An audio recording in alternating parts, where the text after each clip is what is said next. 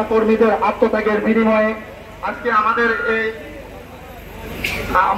আমাদের এই বিজয় এসছে। আমরা এই বিজয়ের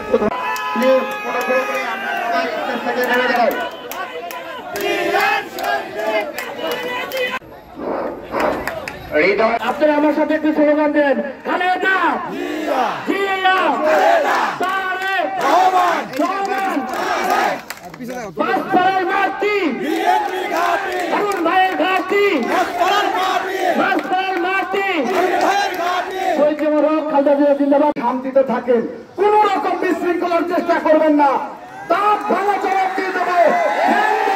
এদেরকে খুন করা হয়েছে, এই যাবতীয় মানব যাবতীয় সন্ত্রাসী এই আশেপাশের ইউনিয়নগুলোতে সরবরাহ করা হয়। এই মাসপাড়া ইউনিয়ন থেকে আমাদের সৌভাগ্য, আমরা জনাব হারুন রশিদ হারুন ভাইয়ের মতো একজন নেতৃত্ব পেয়েছি। আপনারা সবাই হারুন রশিদ হারুন ভাইয়ের স্লোগান দেবেন এবং তাকে নির্বাচিত করবেন। বন্ধুরা, আপনারা জানেন এই মাসপাড়ার মাটি বিএনপির ঘাঁটি, এই আওয়ামী সন্ত্রাসীদের অত্যাচারে মাসপাড়া বিএনপি। বক্তব্যের শুরুতে সশ্রদ্ধ চিত্তে স্মরণ করি বাংলা মায়ের সর্বকালে সর্বশ্রেষ্ঠ সন্তান, বীর মুক্তিযোদ্ধা প্রয়াত নেতা জিয়াউর রহমান। বক্তব্য শুরুতে আমি সালাম জানাই আমার নেত্রী খালেদা জিয়াকে। তিনি জেল কেটেছেন, অনেক নির্যাতন সহ্য করার পরও এই শেখ হাসিনার চাকরির কাছে মাথা নত করেন নাই।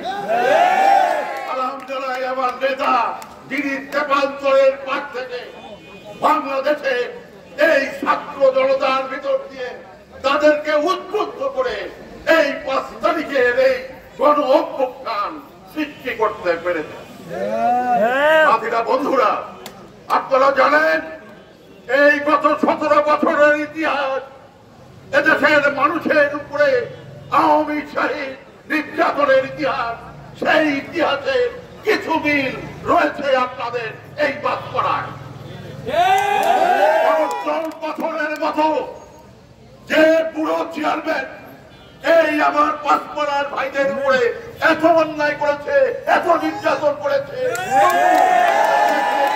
করতে পারে নাই।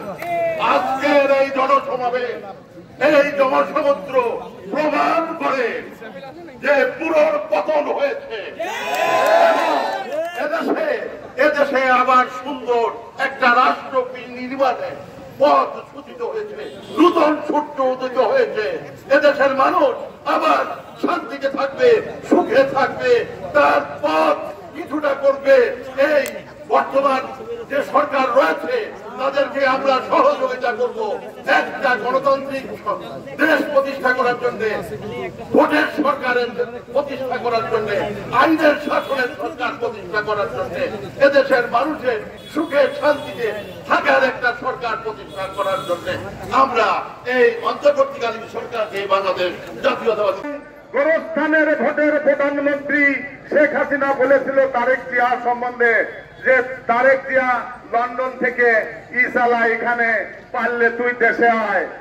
শেখ হাসিনা বাস্তবতা কত? আমাদের সকলের দীর্ঘ 17 বছর আপনাদেরকে সামনে নিয়ে আন্দোলন সংগ্রাম করে এই ফ্যাসিবাদী খনি হাসিনা সরকারকে পতন ঘটানোর জন্য নির্লজ্জ পরিশ্রম করেছে। আমাদের মনোনীত সংসদ সদস্য প্রার্থী জনাব হারুন রশিদ আজকে মাসপাড়াবাসী অত্যন্ত গর্বিত আমি বলতে চাই, এই মাসপাড়া ইউনিয়নের কৃতি সন্তান আপনাদের অত্যন্ত শ্রদ্ধ ভাজন আমাদের রাজবাড়ী জেলা বিএনপির বারবার নির্বাচিত দেশনেত্রী বেগম খালেদা জিয়া, দেশ নায়ক তারেক রহমান, তাকে 2 বার জেলা বিএনপি সাধারণ সম্পাদক নির্বাচন করেছে।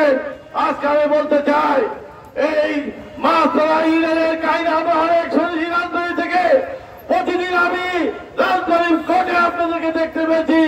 আরো সাহেব আমাকে আমাদের নেতৃবৃন্দকে ফোন করে বলছেন আমাদের প্রত্যেকটা নেতাকর্মীর মামলা বক্তব্য সহ আমাদের আইনি সহায়তা দিয়েছেন লেখক সাহেব এবং আমাদের কামটা পানি দিয়ে যে আমাদের দেশে আপনারা জানেন যে রাতারাতি কিন্তু ডুবিয়ে দিচ্ছে। এই হাসিনা কিন্তু বসে নেই, খুনি হাসিনা। আপনারা জানেন যে বাংলাদেশের অনেক জেলা এখন বন্যার পানিতে হাবুডুবু খাচ্ছে। আমাদের প্রিয় নেতা এবং নেত্রীর আহ্বানে আমরা আমাদের সমস্ত ইউনিয়নগুলো থেকে আমরা আশা করবো, দেখেন যে ছাত্র সমাজে ওরা কিন্তু বক্স নিয়ে নিয়ে ওদের জন্য সাহায্যের জন্য, বন্যা দুর্গতদের মাঝে সাহায্যের জন্য তারা চাঁদা কালেকশন করছে। আমি মনে করি যে আমাদের বিএনপির যে সমস্ত শুভাকাঙ্ক্ষী শুভানুযায়ী রয়েছে তারা প্রত্যেকটা ইউনিয়নে আপনারা এরকম একটা ফান্ড করবেন। এই ফান্ড আমরা নিয়ে আমরা তাদের মাঝে আমরা সেখানে পৌঁছে দেবো। প্রিয় নেতৃবৃন্দ, এটা বলে আমি আমার বক্তব্য শেষ করছি। খোদা হাফেজ। বাংলাদেশ জিন্দাবাদ। গত 5 তারিখে পালিয়ে গেছে। এরপরে আপনারা জানেন যে এই 15 বছর জগদ্দল পাথরের মতো এ জাতির, এ জনগণের উপর যে চেপে বসেছিল, তাদের সেই সমস্ত প্রেতাত্মারা কিন্তু পরক্ষণেই আমাদের বিভিন্ন পর্যায়ে কিন্তু তারা অনুপ্রবেশ করেছে। আমাদেরকে স্বাধীনতা যেমন অর্জন হয়েছে, আমাদের স্বাধীনতা এখন রক্ষা করতে হবে। এই স্বাধীনতা অর্জন এবং রক্ষার জন্য আমাদের অতন্ত্র প্রহরীর ভূমিকায় কিন্তু রয়েছে আমাদের এই ছাত্র সমাজ, আমাদের ছাত্র জনতা, বিশেষ করে বৈষম্য বিরোধী ছাত্র আন্দোলনে যে সমস্ত ভাইরা তাদের তাজা রক্ত ঢেলে দিয়ে আজকে বাংলাদেশকে পুনঃস্বাধীনতা এনে দিয়েছেন, তারা আমাদের এই জাতির শ্রেষ্ঠ সন্তান, তারা আমাদের অগ্রনায়ক, তারা আমাদের এই স্বাধীনতার সর্বশ্রেষ্ঠ সন্তান। আমাদেরকে তাদেরকে প্রতি মুহূর্তে স্মরণ রাখতে হবে। তাদের ভুলে গেলে চলবে না। আমরা যদি ভুলে যাই তাহলে আমাদেরকেও এই হাসিনার মতো কিন্তু আমাদের